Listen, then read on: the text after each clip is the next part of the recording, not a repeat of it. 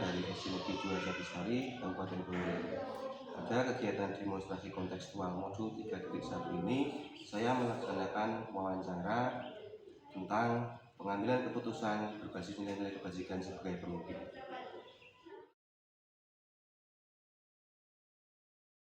Assalamualaikum, selamat siang Bu Jati. Waalaikumsalam, selamat siang Mbak Arif. Bagaimana kabarnya hari ini Bu? Alhamdulillah, sehat. Ya, Bu Jati, pertama-tama saya mau terima kasih sudah meluangkan waktunya untuk saya dalam kegiatan wawancara ini untuk melengkapi tugas demonstrasi kontekstual modul 3.1 yaitu bergerak angkatan 9. Wawancara ini nanti terkait dengan pengambilan keputusan yang berbasis nilai-nilai kebajikan sebagai seorang pemimpin. Saya mulai ya. Monggo silakan.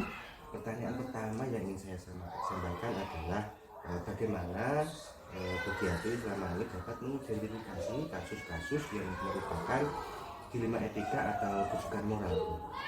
Baik, yang pertama saya ambil. Saya pertama-tama mengenali dulu masalah yang terjadi atau situasi yang terjadi. Kenapa saya harus mengenali kasus-kasus tersebut dulu? Karena itu nanti akan berhubungan dengan nilai-nilai yang bertentangan dengan etika. Nah, jadi yang pertama saya mengenali dulu atau mengidentifikasi itu dulu kasus-kasus tersebut.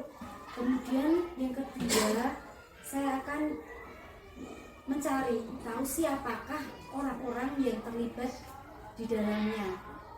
Apakah itu mungkin guru, hanya guru saja, atau mungkin bisa terjadi murid saja, ataupun guru dengan murid, atau bahkan bisa berhubungan dengan orang tua. Karena masalah itu kan begitu kompleks. Jadi siapa saja orang yang terlibat di dalamnya.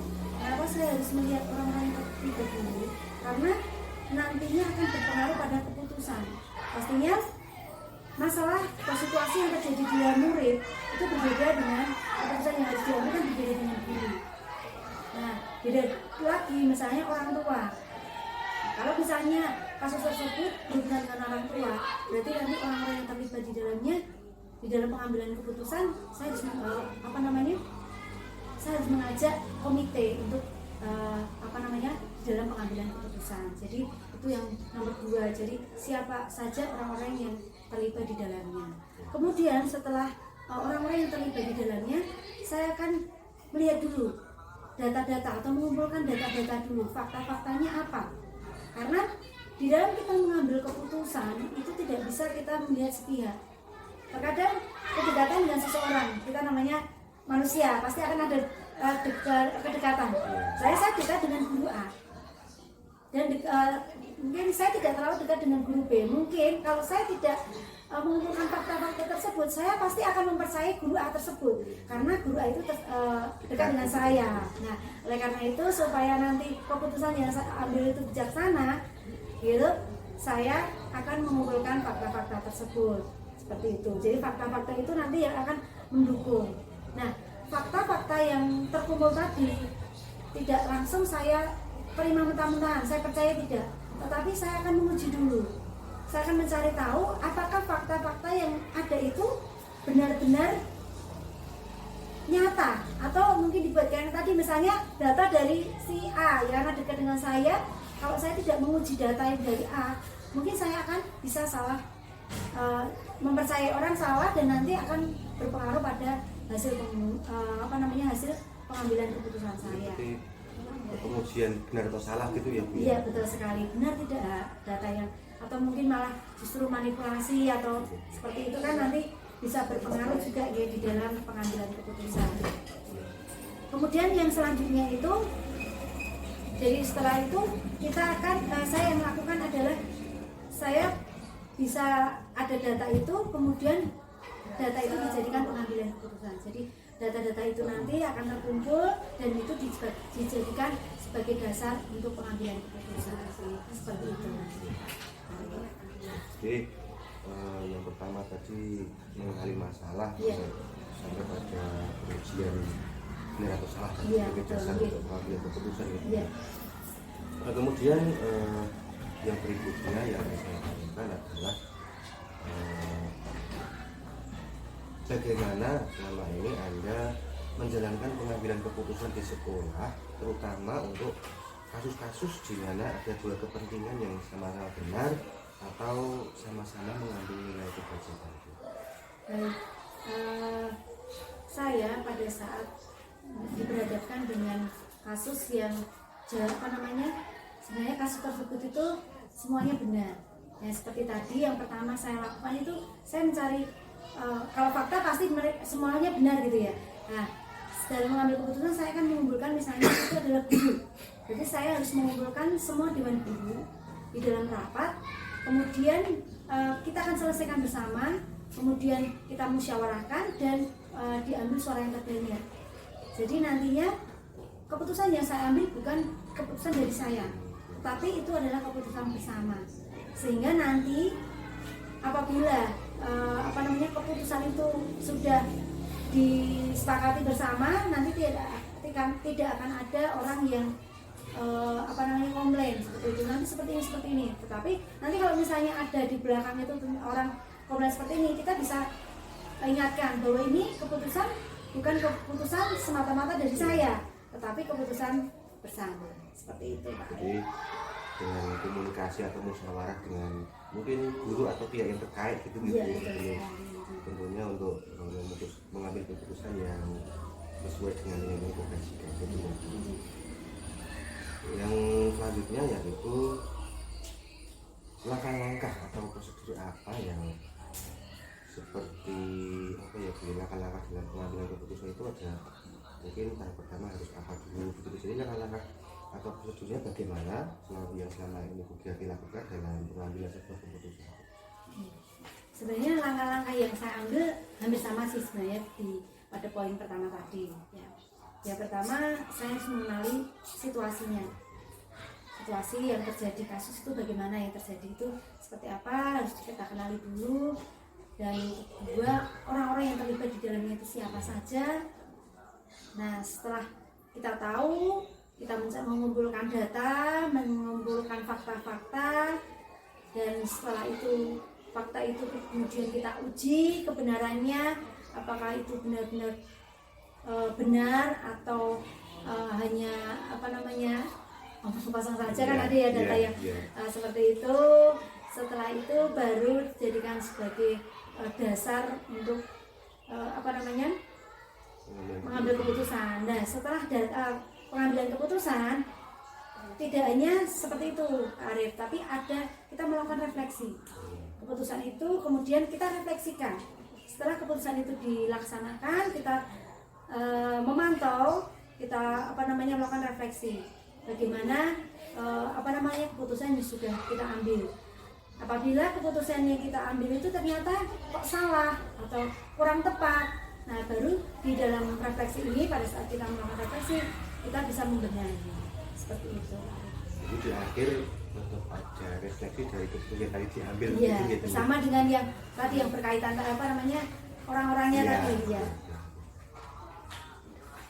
Oke, berarti yang selanjutnya yaitu mungkin ada hal-hal yang selama ini juga dianggap itu efektif dalam pengambilan keputusan pada kasus-kasus, terutama kasus-kasus di etika gitu.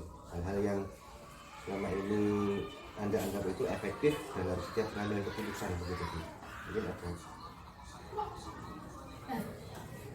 hal-hal yang efektif yang selama ini sudah kami lakukan itu yang tadi dengan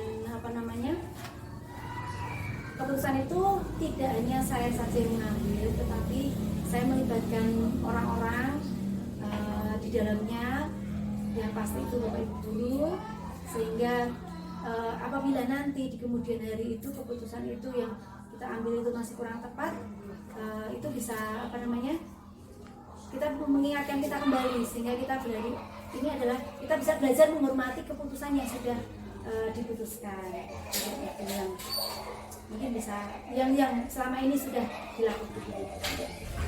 Ya, jadi ada hal-hal yang efektif. Juga tentunya mungkin saja ada tantangan dalam pengambilan keputusan pada kasus dilahirkan. Mungkin Ibu Giati pernah mengalami tantangan apa sebelum pengambilan keputusan gitu? Tantangan yang saya hadapi pada selama ini ya, pada saat pengambilan keputusan itu lebih ke kadang-kadang ini jenjang usia. Ya, jadi terkadang itu antara karena kita itu di antara satu guru atau sekolah itu kan usianya berbeda-beda. Terkadang itu yang membuat sering terjadi miskomunikasi konsesi ya. Jadi terjadi gitu. Kadang kita maunya seperti ini, tapi terkadang guru yang lain seperti ini. Gitu. Jadi lebih ke hambatannya adalah faktor usia. Jadi pandangannya dia bisa terjadi miskonsepsi tadi. Iya, karena pemikirannya sudah berbeda begitu iya. gitu ya Bu. Iya. Kalau kita mungkin sudah ke depan Iya. kadang Iya, iya seperti itu. Oke, gitu. Untuk yang selanjutnya yaitu mungkin dalam pengambilan suatu keputusan atau penyelesaian suatu masalah itu Bu Giati memiliki jadwal tertentu dalam penyelesaiannya. Misalnya apakah langsung diselesaikan di tempat atau punya jadwal tersendiri untuk menyelesaikan suatu masalah Bu? Atau mungkin bentuk dan prosedurnya terkait jadwal tadi seperti apa? Yang pasti pada saat penyelesaian masalah itu tidak langsung ya. Jadi kayak kesannya kalau langsung kayak gerusah-gerusuk gitu. Nah terkadang kalau gerusah-gerusuk nanti hasilnya juga sering melesetnya gitu. Nah saya membuat semacam jadwal struktur, sebenarnya bukan jadwal struktur ya, tapi ada kita cari dulu karena butuh waktu kan untuk mencari data-data tersebut kan butuh waktu. Jadi itu sebenarnya tidak terencana, tetapi memang ya kita lihat dulu juga urgennya. Kalau memang itu keputusan itu memang urgent sekali yang harus diputuskan hari itu juga, berarti saya lakukan pengambilan keputusan hari itu juga seperti itu. Tetapi kalau misalnya data yang diambil itu tidak begitu urgent, masih bisa 1 minggu lagi, berarti dalam 1 minggu itu kita bisa membuat keputusan. Tetapi untuk tepatnya tidak terlalu terstruktur seperti itu, harus ya hari Senin, hari Selasa, Rabu tidak. Jadi mungkin lebih fleksibel, kita melihat keurgenannya, urgensi dari permasalahan. Melihat urgensinya terlebih dahulu ya yang sebelum mengambil keputusan. Kemudian adakah seseorang atau mungkin faktor-faktor yang lain yang selama ini mempermudah Bu Giati dalam membantu pengambilan keputusan yang mengandung klima etika di dalamnya? Faktor yang mempermudah seperti itu. Kalau faktor mempermudah pastinya adalah teman-teman, rekan guru.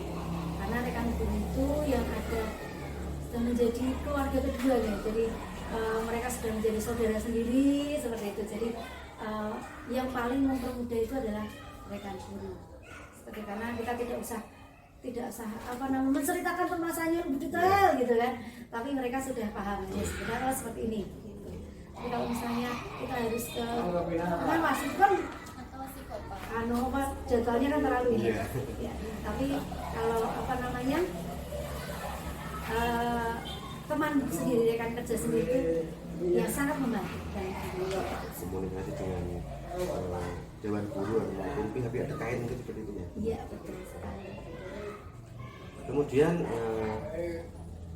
untuk yang pertanyaan terakhir dari saya, dari semua hal yang Panjenengan sampaikan tadi, pembelajaran apa yang dapat Bu Giati petik dari pengalaman Bu Giati mengambil keputusan klima etika tadi? Pembelajaran yang berharga seperti itu apa? Proses pengambilan keputusan. Pengambilan keputusan yang sangat berarti itu adalah dimana kita mungkin secara usia gitu ya, secara usia itu kita masih muda gitu, kemudian pengalamannya masih sangat minim gitu. Nah tetapi kita mau tidak mau harus mengambil keputusan gitu. Nah kalau pengalaman dari saya, jadi itu semakin kita nanti sekalipun kita masih, jadi usia itu tidak mempengaruhi kita di dalam pengambilan keputusan. Tetapi dimana kita mau belajar untuk mengambil keputusan itu nanti lama-kelamaan, dan itu kan tumbuh pengalaman ya. Jadi nanti keputusan yang akan kita ambil itu menjadi keputusan yang bijaksana. Jadi ya kita harus belajar gitu tadi, harus belajar dalam pengambilan keputusan, karena mau tidak mau kan dituntut untuk mengambil keputusan. Terkadang bertentangan juga dengan hati nurani nanti gimana kalau salah nanti gimana, tapi ya itu mantapkan saja gitu loh, dengan bantuan teman-teman lagi, teman-teman yang ada Bapak Ibu guru, nanti kita kemudian kita bisa mengambil keputusan. Sekalipun keputusan yang kita ambil terkadang ya tidak selalu benar atau tidak selalu tepat gitu, tapi ya untuk proses belajar tadi, jadi dalam pengambilan keputusan juga ada proses untuk belajar di situ ya Bu. Ya luar biasa sekali Bu Giarti. Dari hasil wawancara kita pada kesempatan ini saya mendapatkan banyak sekali pelajaran berharga terkait dengan pengambilan keputusan berbasis nilai-nilai yang kebajikan sebagai seorang pemimpin.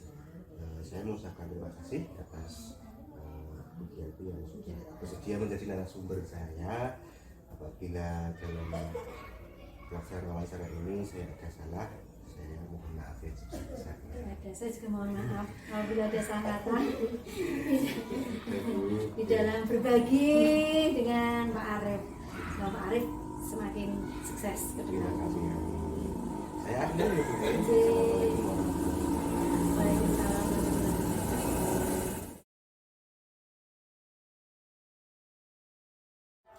Assalamualaikum warahmatullahi wabarakatuh, Pak Karisman. Waalaikumsalam warahmatullahi wabarakatuh, Mas Arif. Bagaimana kabarnya hari ini, Pak Karisman? Alhamdulillah, kabar saya alhamdulillah hari ini baik sekali. Alhamdulillah. Ya, Pak Karisman, pertama-tama saya ucapkan terima kasih. Alhamdulillah pada hari ini Pak Karisman bersedia meluangkan waktunya sehingga kita dapat berjumpa, dan nantinya saya ingin belajar banyak dari Pak Karisman selaku kepala dari SD Negeri Cakto ini terkait dengan tugas saya sebagai calon guru penggerak angkatan 9 termasuk di modul 3.1 tentang pengambilan keputusan berbasis nilai-nilai kebajikan sebagai seorang pemimpin. Yang pertama ingin saya tanyakan kepada Bapak adalah bagaimana Anda dapat mengidentifikasi kasus-kasus yang merupakan dilema etika atau rujukan moral, Pak? Oke Mas, terima kasih. Yang pertama Mas, kita harus melakukan analisis terlebih dahulu Mas. Bagaimana melihat kembali nilai-nilai yang dianut serta norma-norma yang ada di sekolah ini. Selain itu saya juga akan berkomunikasi dengan Dewan Guru dan melihat sudut pandang beragam tentang suatu kasus. Tapi yang saya garis bawahi ini tidak hanya dengan Bapak Ibu Guru, tapi dengan orang tua, wali, dan lingkungan sekitar. Karena banyak sekali masalah yang saya hadapi di sekolah ini tentang norma-norma, apa itu Mas tadi? Norma-norma kebaikan yang di sekolah ini. Oke, lanjut Mas. Oke. Nah, jadi pertama-tama melihat kembali nilai yang ada di sekolah, kemudian juga menjalin komunikasi baik dengan Bapak Ibu Guru maupun dengan orang tua, lingkungan, dan pihak yang terkait gitu. Betul, ya, Pak? betul sekali. Yang berikutnya Pak, bagaimana Anda menjalankan pengambilan keputusan di sekolah Anda, terutama untuk kasus-kasus di mana ada dua kepentingan yang sama-sama benar atau sama-sama mengandung nilai kebajikan? Siap. Oke Mas, terima kasih. Kami melihat setiap kejadian yang ada di lingkungan sekolah kami. Jadi setiap ada kejadian untuk mengambil keputusan itu saya tidak mungkin mengambil keputusan sendiri, tapi kita musyawarahkan dengan Bapak Ibu Guru, terutama dari pihak-pihak terkait yang paling dekat yaitu Bapak Komite dan wali murid yang selaku jadi pengurus di komite kami. Untuk pengambilan keputusan itu tentunya kita tidak lepas dari yang namanya musyawarah untuk mufakat. Jadi setiap musyawarah tidak cukup hanya sekali Mas, kadang ada beberapa kali tidak hanya musyawarah tapi ngobrol bareng ataupun meminta dari apa Mas ya, intinya usulan dari pihak-pihak terkait yang paling dekat, mungkin dari TK, mungkin dari dekat lingkungan yang dekat sekolahan mungkin, ataupun dari lingkungan yang agak jauh seperti perkampungan seberang. Itu karena secara tidak langsung kita harus bekerjasama baik dengan mereka. Oh iya. Jadi tetap melibatkan dari berbagai pihak. Betul. Sebelum pengambilan keputusan ya Pak. Yeah. Nah, yang selanjutnya Pak, langkah-langkah atau prosedur seperti apa yang Bapak lakukan selama ini terkait dengan tentunya dengan pengambilan keputusan tadi, Pak? Oke, yang pertama saya mengumpulkan bukti konkret ataupun bisa rekaman video ataupun keterangan dari Bapak Ibu guru ataupun dari murid-murid bagaimana kejadian itu terjadi dan bagaimana langkah-langkah kita. Setelah kami musyawarahkan dengan Bapak Ibu guru, kita sosialisasikan ke anak didik dulu, Mas. Nah, setelah anak didik dulu, baru nanti bagaimana respon dari orang tua ataupun wali. Setelah itu bagaimana langkah selanjutnya untuk menangani kejadian seperti itu. Nah, itu belum sampai tuntas, Mas. Seandainya kalau kita mengambil keputusan bagaimana orang tua memberikan jawaban ataupun masukan, itu belum kita berani memutuskan sebelum ada pihak terkait seperti dinas pendidikan atau dari koordinator kecamatan gitu, Mas. Lanjut, Mas. Oke, jadi tadi prosedurnya secara garis besar meliputi analisis tadi, dikonkretasi gitu ya, Pak, ya, sampai dengan pihak-pihak yang terkait gitu gitu. Betul. Nah, yang selanjutnya adalah hal-hal apa saja yang selama ini Anda anggap efektif, Pak, dalam pengambilan keputusan pada kasus-kasus dilema etika? Siap. Saya berkomunikasi langsung dengan wali murid dan didampingi oleh Bapak Ibu guru yang terlibat. Contoh mungkin di kelas 5 ataupun kelas 4 atau kelas 5 kan banyak terjadi kasus tersebut di kelas. Nah, anak yang terlibat itu mungkin langsung saya berkomunikasi dengan orang tua langsung. Bagaimana kondisi anak itu di rumah, kadang itu ada dua kepribadian. Di rumah seperti ini, di sekolah seperti ini. Mungkin di sekolah itu diam saja anak saja, tapi kalau di rumah itu banyak bicara dan mau berkomunikasi dengan orang tua dan lingkungan sekitar. Gitu. Jadi intinya tadi ya tetap tetap menjalin dengan yang orang tua, komunikasi di orang tua di rumah gitu. Betul, kan. betul sekali, Mas. Oke. Itu tadi untuk apa ya, Pak ya, untuk yang Anda anggap efektif gitu. Betul. Kemudian mungkin juga ada hal-hal yang selama ini menjadi tantangan dalam pengambilan keputusan pada kasus-kasus dilema etika. Siap. Untuk yang pertama, mengambil keputusan itu bimbang sekali, Mas, karena banyak faktor X dan faktor yang Y, itu saja, Mas. Kita ambil faktor X dan Y itu. Kalau kita ada anak, contoh satu kasus ada anak yang mungkin berkebutuhan khusus gitu saja, belum bisa baca tapi tetap naik kelas. Tapi kita kan di aturannya di Kemendikbud kan tetap dinaikkan, karena anak itu tidak ada yang anak tidak bisa saja, tergantung kita saja yang mengelola gitu saja. Tapi terbentur dari suatu aturan itu. Tapi kalau anak itu secara kualitas belum boleh, belum bisa untuk dinaikkan.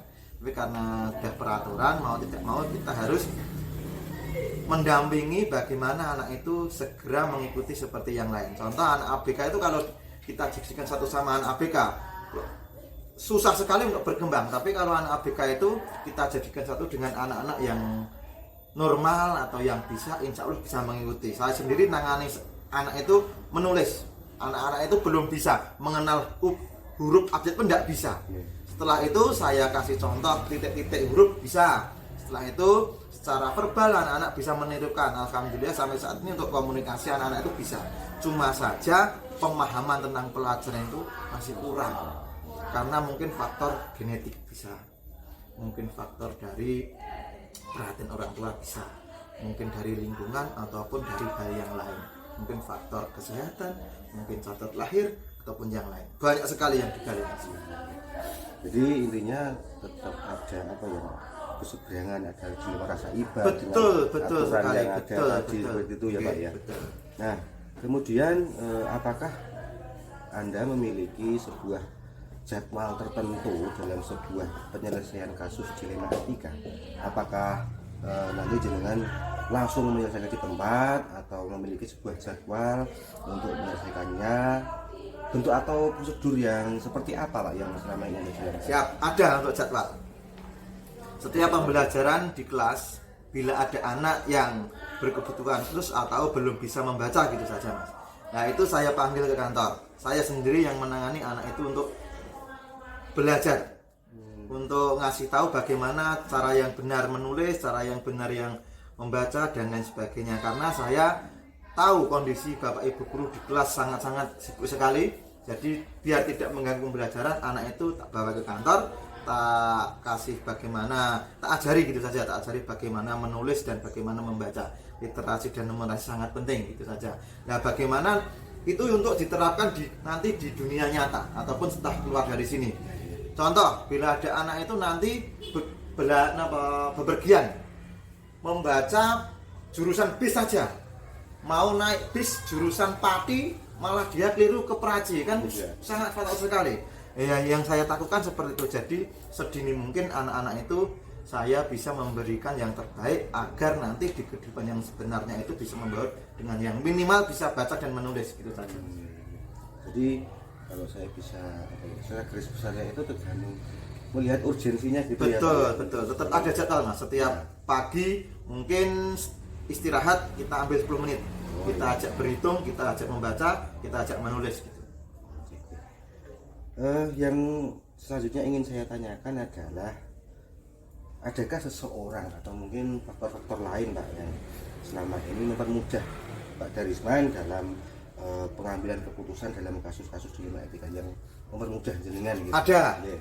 Kadang anak itu ada rasa malu sama bapak ibu guru yang dirasa mereka itu kurang peka gitu saja Mas. Nah, ada yang membantu saya yaitu Bapak Bayu. Bapak Bayu itu guru kelas 2 itu dengan anak-anak sangat dekat sekali. Kadang anak itu kalau tidak mau baca maunya sama Pak Bayu. Nah, saya minta bantuan Pak Bayu itu untuk mendampingi saya memandu anak-anak untuk belajar sedini mungkin untuk literasi dan numerasinya Mas. Alhamdulillah sampai saat ini efektif sekali. Anak-anak sudah bisa, terus secara dasarnya sudah mengenal kosakata, terus kata, bisa merangkai kata dan sampai jadi kalimat. Jadi intinya Pak Darisman menjalin komunikasi dengan guru begitu gitu. Betul. Untuk dalam pengambilan keputusan itu tadi. Betul. Oke, untuk pertanyaan berikutnya yaitu Pak, dari semua hal yang Pak Darisman sampaikan tadi, mungkin pembelajaran apa yang dapat dipetik dari pengalaman Anda dalam mengambil keputusan dilema etika Pak? Oke. Yang pertama Mas, kita sering-sering berkomunikasi dengan anak. Jadi setiap pagi itu saya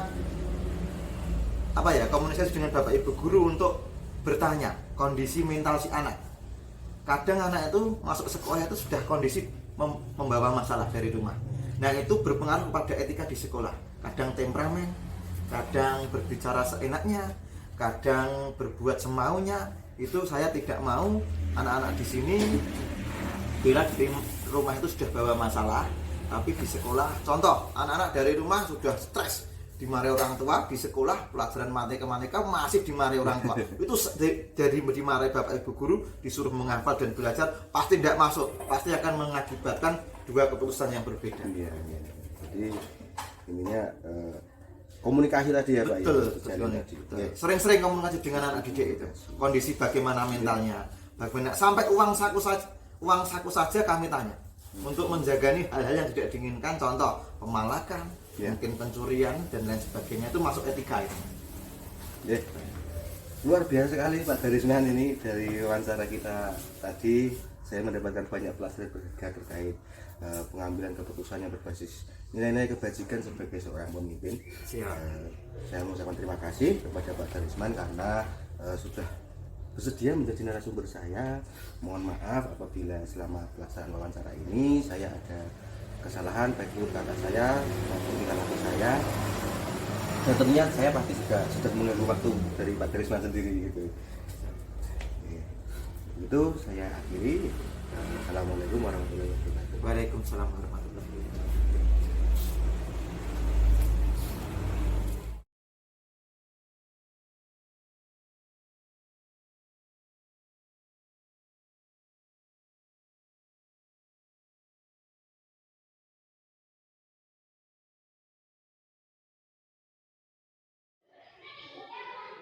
Demikian kegiatan wawancara yang telah saya laksanakan bersama dengan Ibu Sri Giarti, Kepala SD Negeri 2 Jatisari, dan Bapak Sudarisman, Kepala SD Negeri Jatuh, guna melengkapi tugas demonstrasi kontekstual modul 3.1. Terima kasih. Wassalamualaikum warahmatullahi wabarakatuh.